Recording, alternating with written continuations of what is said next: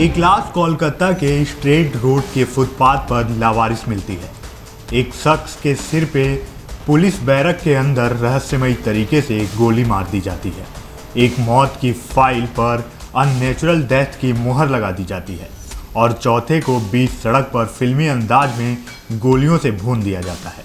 इन चारों लोगों की मौत का तरीका अलग था, साल अलग थे, लेकिन इन चारों में एक कड़ी कमान थी। ये चारों पश्चिम बंगाल के एक बेहद कद्दावर राजनेता के सबसे भरोसेमंद और करीबी लोग थे। नाम है शुभेंदु अधिकारी। पिछले 13 सालों में शुभेंदु अधिकारी के 4 करीबियों की रहस्यमयी तरीके से मौत हो चुकी है।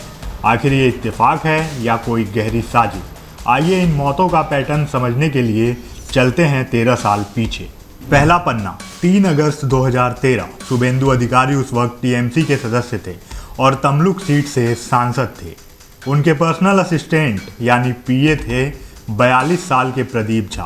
3 अगस्त की सुबह पुलिस को खबर मिलती है कि एक शख्स सड़क पर बेहोश पड़ा है। अस्पताल ले जाने पर डॉक्टरों ने प्रदीप को मृत घोषित कर दिया। पोस्टमार्टम में पता चला कि उनके पेट में 700 मिलीलीटर शराब थी, श्वास नली में खाने के टुकड़े फंसे थे और चेहरे पर चोट के निशान थे। सवाल उठा कि क्या ये एक हादसा था? आधिकारिक तौर पर आज तक इस मौत का सच सामने नहीं आया। दूसरा पन्ना, 13 अक्टूबर 2018। प्रदीप की मौत को 5 साल बीत चुके थे। अब शुभेंदु राज्य के परिवहन मंत्री बन चुके थे। तभी खबर आती है कि शुभेंदु के घर के पास की पुलिस बैरक में उनके बॉडीगार्ड सुब्रता चक्रवर्ती के सिर में गोली लग गई है।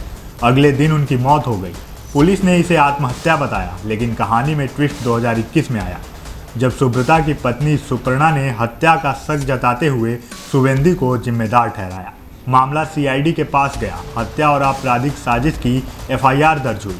ये वो दौर था जब शुभेंदु टीएमसी छोड़कर बीजेपी में आ गए थे। बीजेपी ने इसे राजनीतिक साजिश बताया और टीएमसी ने जांच की मांग की, लेकिन नतीजा, इस मौत का सच भी फाइलों में दफन हो गया। तीसरा पन्ना, साल 2021। विधानसभा चुनाव का high voltage drama. Nandigram seat से शुभेंदु अधिकारी ने ममता बनर्जी को हरा दिया था। इसी जीत के कुछ दिनों बाद ही शुभेंदु के एक और करीबी, उनके ड्राइवर और काउंटिंग एजेंट पुलक लाहारी की मौत की खबर आती है। पुलक टीएमसी के दिनों से शुभेंदु के साथ थे। इस मौत को अननेचुरल डेथ का नाम दिया गया। न कोई अपराधी पकड़ा गया, न कोई पुख्ता अपडेट आया।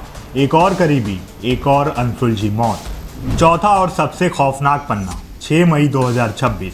अब इन रहस्यमयी मौतों की लिस्ट में नया नाम जुड़ गया है, शुभेंदु के एक और पर्सनल असिस्टेंट चंद्रनाथ रथ का। रात के करीब 10:30 बज रहे थे।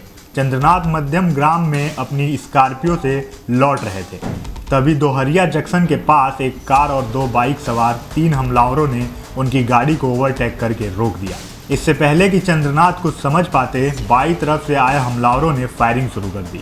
अस्पताल पहुंचने से पहले ही चंद्रनाथ ने दम तोड़ दिया। लेकिन इस सस्पेंस थ्रिलर जैसी कहानी में अब तक का सबसे बड़ा और निर्णायक मोड़ आ चुका है। जिन शुभेंदु अधिकारी के इर्द गिर्द इन 4 रहस्यमयी मौतों का जाल बुना गया, जिन पर अपनी ही परछाइयों को खोने के बाद बार बार सवाल उठे, वो अब पश्चिम बंगाल की सत्ता के सबसे ऊंचे शिखर पर विराजमान है।